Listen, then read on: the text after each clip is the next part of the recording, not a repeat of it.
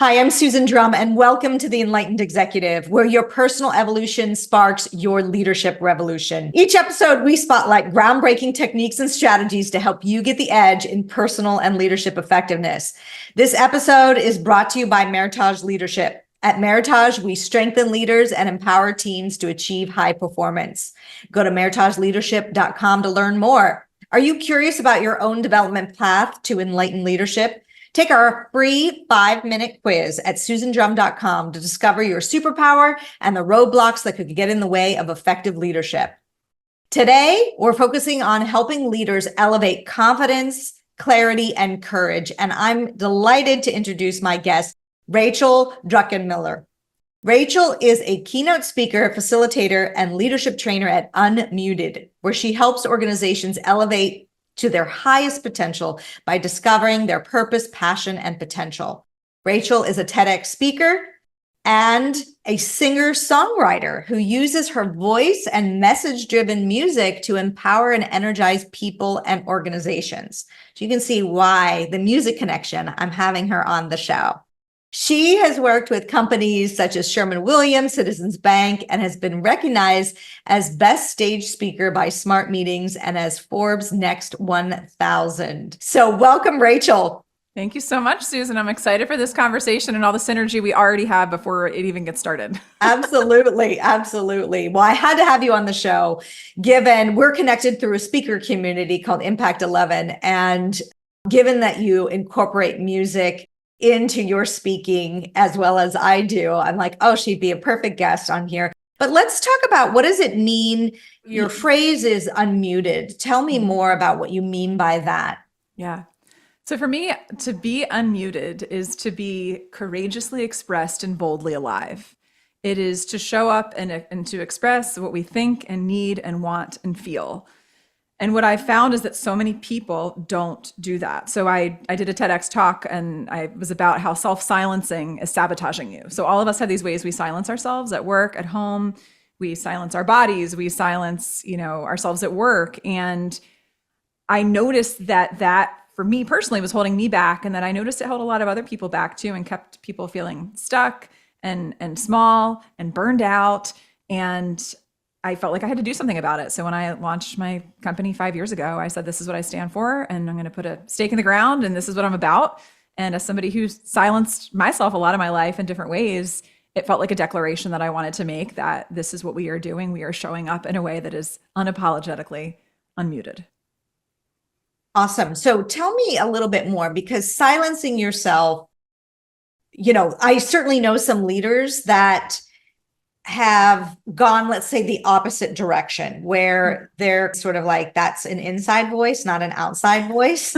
You just know what I'm saying? As we would tell kids. Yeah. And it's sort of like, probably not the best communication that you could be giving. And so help me understand the difference between outburst, right? Or inappropriate internal dialogue being voiced externally. Yeah. And silencing yourself. And I understand there could be two opposite extremes, but I think it's important to make this distinction.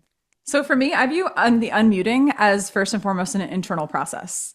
So I have asked thousands of people, like in the keynotes that I've done, I've asked thousands of people to share what are the reasons why they silence themselves. Why do you hold yourself back? What's a way that you're doing that? Tell me what's a way that you're doing that. And it runs the gamut. And people say things like, I'm not speaking up and asking for help at work because I don't want my colleagues to think I'm incompetent or that I'm a failure, even though it means I'm neglecting my husband and my kids. Or somebody might say something like, I'm not speaking up and asking for the promotion that I really want because I don't think I really deserve it. Or people say things like, I haven't finished my bachelor's degree or my master's degree or the certification, one thing or another, because I don't think I'm capable of doing what it takes. And so for me, when I think about what it is to unmute ourselves, it's not just like speak your truth and say your piece. That's what I think some people interpret it to mean. Yes, exactly. If you being that unmuted mutes the people around you, that is not a healthy form of unmuting. Mm-hmm. So I think it takes a tremendous level of self-awareness. This is not a quick fix. This isn't like hey, go do these 3 steps tomorrow and you will be unmuted. Ta-da. I'm going to let my boss have it. I'm going to unmute myself. Yeah, like that is one interpretation. And I think, again, the biggest differentiator is to say, it's really ask yourself, and this requires a certain level of self-awareness. if me unmuting myself in this way is shutting everyone else around me down, is that really effective? That's a rhetorical question because it's not. So when I think first and foremost of the unmuting process, it's a couple of different steps. One is really getting clear, what I call activating your assets. So getting clear on what your strengths are, because a lot of people, and this requires asking other people, taking assessments. I'm a big fan of different assessments as well. But I think it's more helpful to ask other people, hey, tell me about a time when you've seen me at my best, or what shows up when I'm performing at my best. What strengths do you see in me? What emerges? And so these are the types of questions I have people go back and ask their colleagues to get some perspective, and even to find out, hey, when I'm not at my best, this is a brave second step, right? When I'm not at my best, what do you see show up? Can you tell me one thing? Don't let them flood you. What's something that when I'm being my least effective self, when I'm really not having the impact that I want to have, what is the behavior I'm showing up with? What is a trait or characteristic that you see in me that maybe I'm blind to, that I have a blind spot around? And so I think that is a way that people can help themselves not fall into that trap of unmuting themselves in an unhealthy way. So it's really that first step of getting clear on who you are and getting clear on what it is that you really bring to the table and the areas where you could improve. It's like what Adam Grant calls confident humility. It's how do we balance those two? Yeah, excellent. So tell me a little bit, how did you come to make this your mission? Yeah. Well, for me, growing up, it's funny because being on stage now as a performer, as a singer, as a speaker, the 9-year-old version of Rachel would have been like, you're doing what with your life?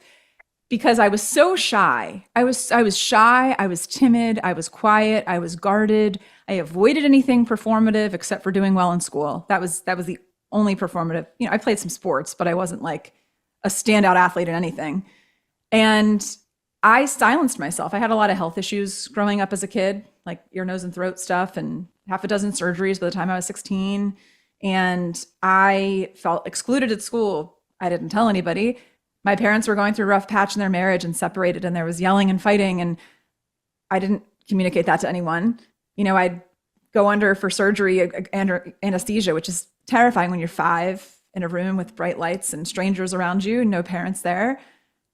But I didn't communicate that. So I spent a lot of my life, and I loved singing when I was little, but the second I thought anyone could hear me sing, I would stop singing. So I had all these different ways that growing up, even wardrobe wise, I wore a black and white uniform for 8 years in school. I was such a muted, smaller, more apologetic, scared version of myself. And when I left my job in corporate, I worked in corporate for 13 years. I was the director of well-being and employee engagement at a benefits consulting firm. And I started speaking in that role, 5 years in or so. And I was like, I really like this speaking thing. And I started leaning into it. And when I left my job after burning out and getting mono in 2017 from pushing myself too hard for too long, I thought about what I wanted to say about, this big move I was making of leaving a sure thing for an unsure thing. And for me, the most honest expression of what I felt I was called to do next with my life is to invite people to do what I felt I was doing myself. Like I was stepping out and taking a brave step to unmute myself, to hang my shingle, to start speaking as a full-time job, to integrate singing into my keynotes, to start doing this stuff that me 10, 15 years earlier would have been like, we are for sure not doing that. So it felt like I needed to call that something that other people could connect to, and then to be a catalyst who helped other people do that in their own lives. Great. So part of it was your own journey, and then just sharing on stage where you were holding yourself back and inviting others to step in and not hold themselves back. So I imagine you have some type of framework that you have behind your message. Can you share a little bit with us what that is, or how leaders can take this concept into practice? Sure. Yeah, I was just at a HR conference last week with about 800 leaders, and these are the people that are going back to their companies and helping the managers and the other people on the leadership team know how to do this kind of stuff. And so the 3 parts of my process, one we've touched on, was to activate your assets. So really helping people and asking your own people, what is a strength or talent or capability that you have that maybe we don't know about? Because sometimes people are hired to do A, but they have skills in B, C, and D. But because we never ask them about B, C, and D, we wouldn't even know that they can do those things, that they could contribute in those ways. So part of it is even going to your own people and saying, hey, is there anything that you are passionate about or know how to do, or a skill or a talent you have that we just haven't asked you about, that maybe you could integrate into your role that you would like to do more of? I mean, so few people are ever being asked a question like that at work. Yeah. So that's one part of it. And that practice of asking people, hey, tell me something that you see when I'm at my best. So activating your assets. And then for me, the second part is about advocating for yourself. So I find that a lot of people at work, particularly the higher up you get in the ranks, there's this sense that I'm the one that's supposed to help everybody else, but I shouldn't need help because of my title, because of my tenure. You know, I should be able to handle all of this. And if I can't, and that's my role as a leader, like to take to shoulder it, right? Yes. Okay. It's my responsibility. And so what we can have a tendency to do, I find a lot of times, is people can have a greater sense of loyalty to their organization than they can to themselves. And it's like, I will sacrifice myself at the altar of my job, even if it means my health declines, my marriage declines, my friendships decline. I have no time or energy to exercise or do things that bring me joy. And I say this not from a place of judgment, from a place of I've been there, because that is what happened to me in 2017. I burned out and got Epstein-Barr virus, which is an acute form of mono, while I was the director of well-being at my company. Wow. Yeah. Yeah. You know, and I was like, I have a bachelor's degree in psychology. I have a master's degree in health science. I'm a health coach. I'm a blogger. 2 years earlier, I'd been recognized as the #1 health promotion professional in the entire United States. I was like, if I am completely botching this and I have all of those credentials, I mean, it's no wonder that just people that don't have any of that are also struggling. Yes. Yeah. And I started speaking up about it, which is, I think, something that as leaders, we have a responsibility to speak to the things that we know are common challenges, but that we don't talk about because we're afraid of what people will think of us if we do. And I think there's different levels of unmuting, right? So there's certain people, you have a small circle that you really share all your deepest stuff with, right? Your therapist might be included in that. A coach might be included in that, where you're not broadcasting everything to everyone. That's a healthy boundary setting as part of this. But as a leader, to say, you know, hey, I've struggled with burnout, or sometimes if you're addressing the organization, right, or talking to your group of managers, sometimes you could say, sometimes it's really hard for me to not log on to my email at 10 o'clock on a Friday to see what's happening. Because the fact of the matter is, I'm just being distracted from my own life because I've made work the most important thing. And so I struggle with that too. Like, even something as that scares a lot of people to admit something like that.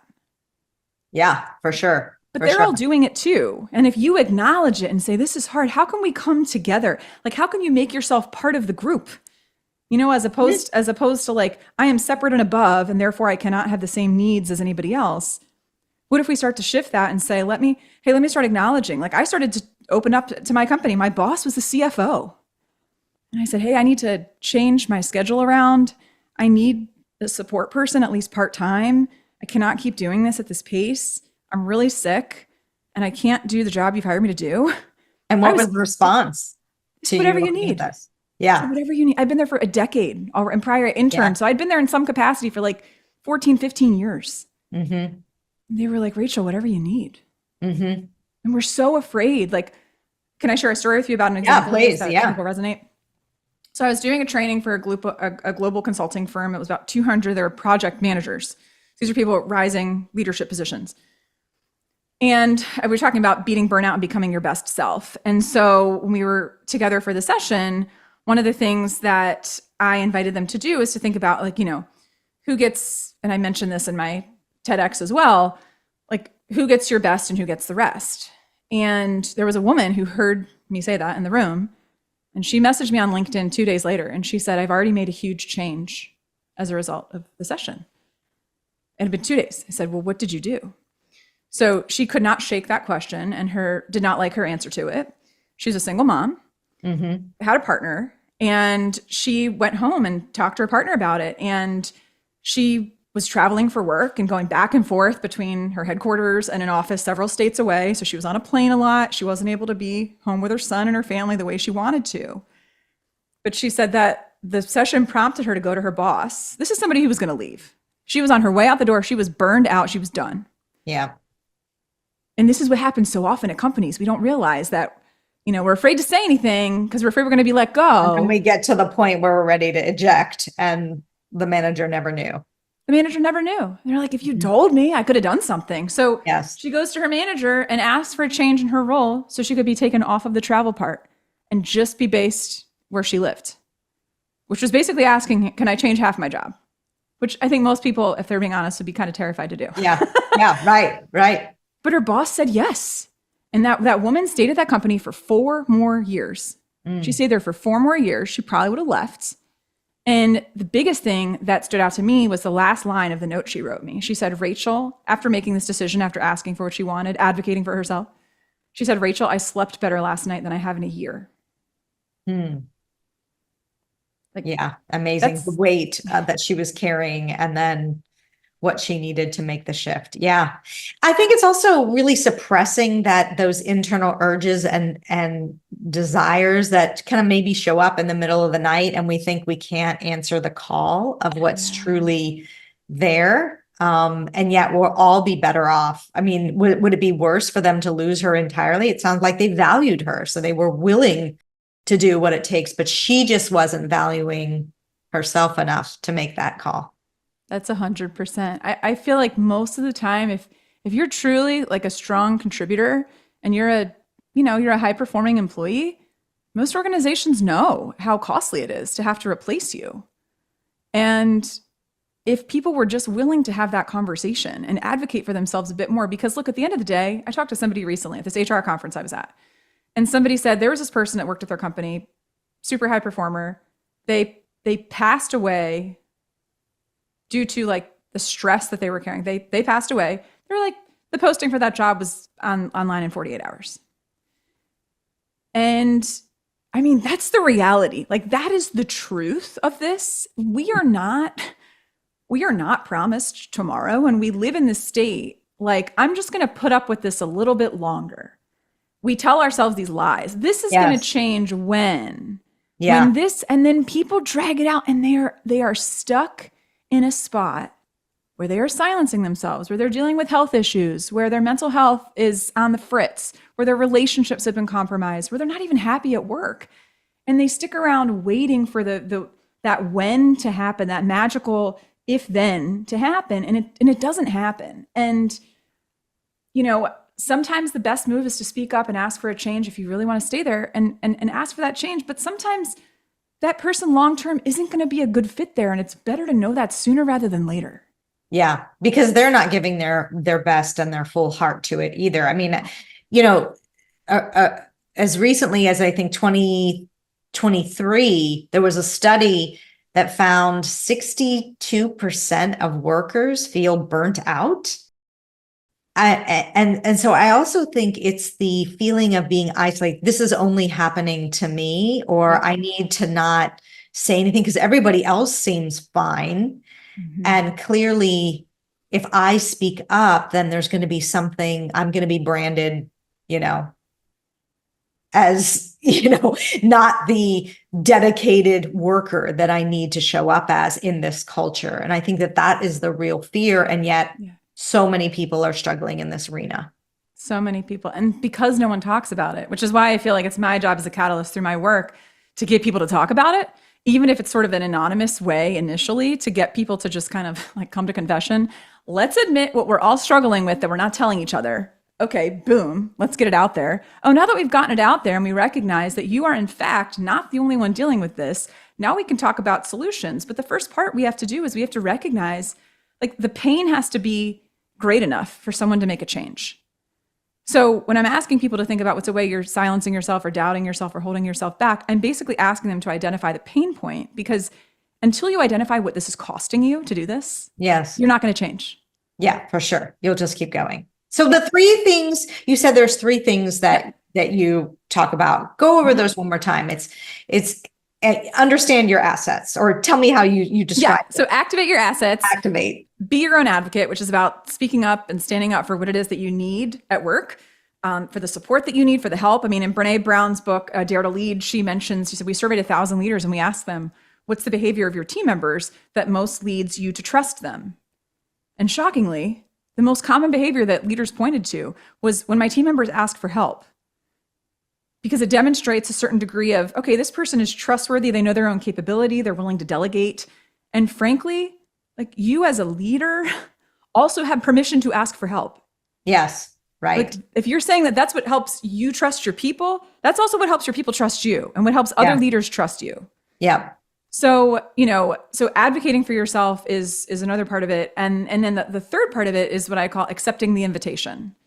So I find that a lot of people have this tendency to dismiss, to diminish, to reject invitations that they get to, for instance, step into a particular role, to join a kind of committee, to be asked to speak at an event on behalf of their organization, to be a representative or ambassador of some kind.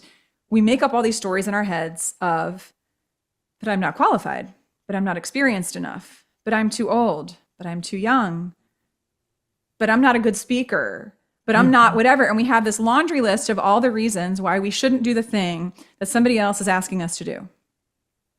And we pull ourselves out of the race. And people do this at all levels within an organization. And it's a reflection of insecurity. And there's nothing wrong with, like, self-doubt is a natural part of, I think the only people that have no self-doubt are like narcissists and sociopaths, which I don't think any of us are aspiring to be. So when I talk about accepting the invitation, I'll give you an example. I was speaking at a conference and there was a woman there were two different people, two stories. One woman was in the audience and she was in HR at her company. And she had been asked by a vendor partner that they worked with to speak about her company's initiative on, because they had worked together, partnered together, and to share her story and to share as a case study at their conference, which is a large conference that was coming up several months later. And she said, like, I'm not a speaker. She was more than qualified, but she was discounting herself because she decided she didn't have certain qualities that whoever did that needed to have. She heard me speak at this conference and I talked about the importance of accepting the invitation. The fact that someone asks you is an indication that somebody thinks you're qualified. So she, after that conference, reached out to me within 3 days of that conference. She said, I wrote back to them and I said, I'm in. And they were so excited. And so 9 months later, she spoke at that conference and now she gets to represent her company. Like, so when we mute ourselves, it's not just limiting us.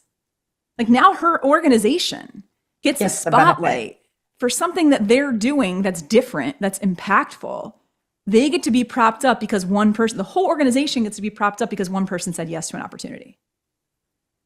And so how do you leave it in your keynotes? What's the call to action that you ask leaders to take?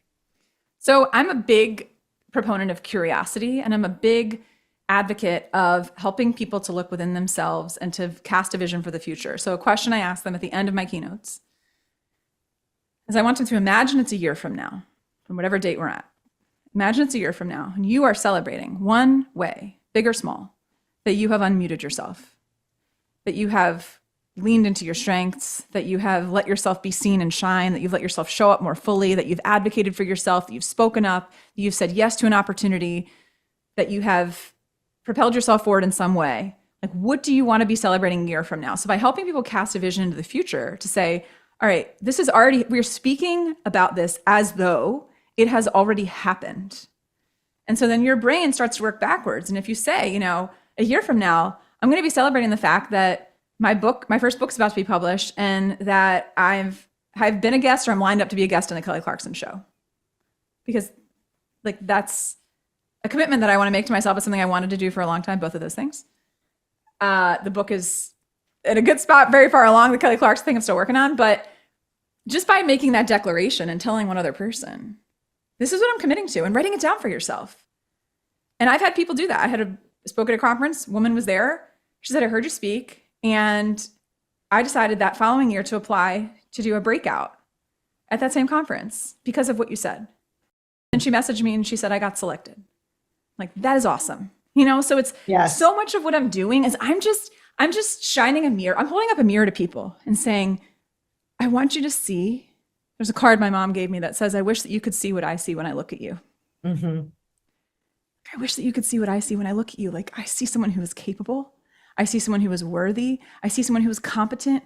I see someone who is more than prepared and more than qualified and more than enough. And now I just want you to see it too, so you'll do the thing that only you can do. That's what I help people. That is what I unlock in people, a sense of their own capability and worth. So powerful.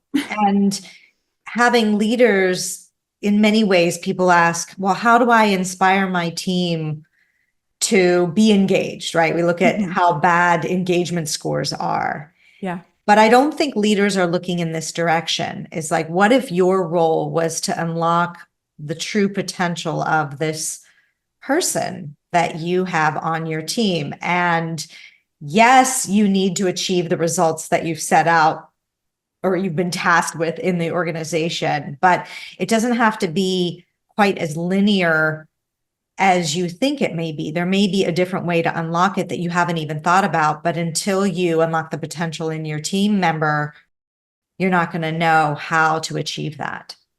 So I love this idea of curiosity too, because it's asking ourselves these questions, but also, as you highlight, asking our team members these questions as well to really know what is the place, and I think it comes from this mindset, like, there's something here I don't know about this person. You know, so many times we go into judgment of, I understand, like, they're good at this, they're bad at that, there they go again. And I like to say that curiosity is the opposite of judgment. Like, set aside what you think you already know, and let's be curious about what you don't know, because there could be something here to explore and achieving results in a different way, and maybe even a more efficient way. Yeah. And to your point, it starts with curiosity about yourself. Most people are terrified to look in the mirror. I mean, think about how many people over the past few years, the second they see themselves pop up on Zoom, they're like, oh my gosh, my wrinkles. I mean, like the number of things that the judgments we make about ourselves, the second we see ourselves is, I think, sort of very, it's a very, I think, relevant like metaphor for allowing ourselves to fully show up and be seen at work and in life in general. And there's just so much untapped potential within organizations. And a lot of people, I think, especially leaders, we have a responsibility as leaders to do our own work. I mean, I've worked with all different coaches over the course of my career. I think every leader should have a coach. And if I'm being completely honest, I think every leader should have a therapist, because all of us have behaviors that are maladaptive that we developed as a result of stuff that happened in our childhood, because nobody, no matter how great your childhood was, got out of that unscathed. For sure. Like literally That's exactly what we talk about in my book. How your childhood wounds show up in your leadership. Yeah. Yes, they do. Absolutely. And if you're not aware of that and you're not doing the work to like look, and it is uncomfortable, it is difficult, it takes a long time. Again, like we open the conversation, none of this is a quick fix, but the question is, what kind of a leader do you want to be? And do you have the courage to see what patterns are holding you back? Yeah. And then actually break those patterns to create new ones, to really create a transformation in yourself as well as your team and organization. Yeah. So it's like they say, like, what hurt people, but I also think transformed people transform people. Yes. As people see you shift, they see the opportunity to shift. Yeah. And so as within, external shifts happen as well. Exactly. So what's one thing that you want to leave our listeners with? Maybe it's an action item they could take tomorrow, or maybe it's just something to remember. I mean, I really think there can offer two questions. And then also mention, there's a question you asked a while back that I wanted to mention, a lyric from a song that I wrote that I think is relevant, that would resonate with everyone that's with us today listening.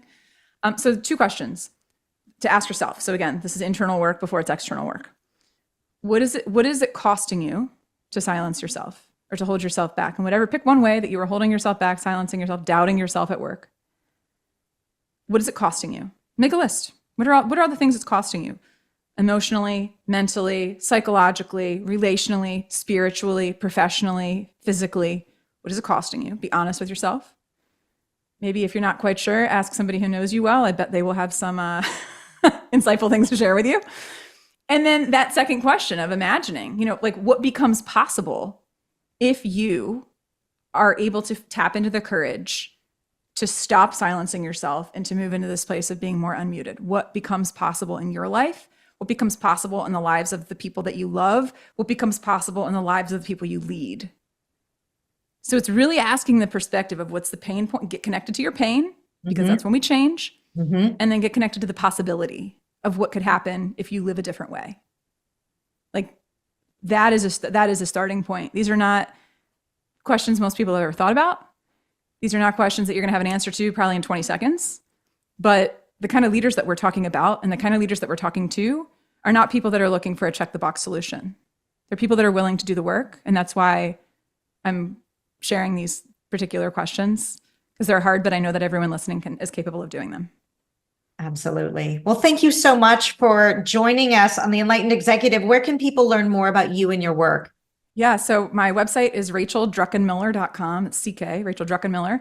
And then on LinkedIn, I'm very active on LinkedIn. And then also, if you want to be encouraged, like if you're one of those people that we were talking about who silences yourself and holds yourself back because you're afraid of what everyone else thinks of you and you're trying to just be the rule follower and do-gooder that meet everyone else's expectations, you can check out, I have several songs out wherever you stream music. You can just search my name, you'll find my music. And I also have a music video on YouTube called Light Bulbs. And I'll leave them with this lyric that I think will resonate with anyone who puts a little too much pressure on themselves. It's just be the strong one, the nothing's ever wrong one, the go along to get along one, you're fine. Like that sense that we feel like we have to be that kind of person. You do not have to be that type of person. You have the ability and the capability to speak up, to advocate for yourself, to ask for the help that you need, to not stay in that place of isolation and in the dark. It is a choice. It is a choice to tell yourself that story that you have to be that person who has it all together all the time. You do not need to be that person. And needing support does not mean that you are not competent. It just means that you're human. Absolutely. Well, if you like this episode, you're not going to want to miss my interview with Tim Lupinacci, who shares his fascinating leadership journey by embracing purpose, courage, and authenticity. Thanks so much for joining us, Rachel, and let's all lead the way.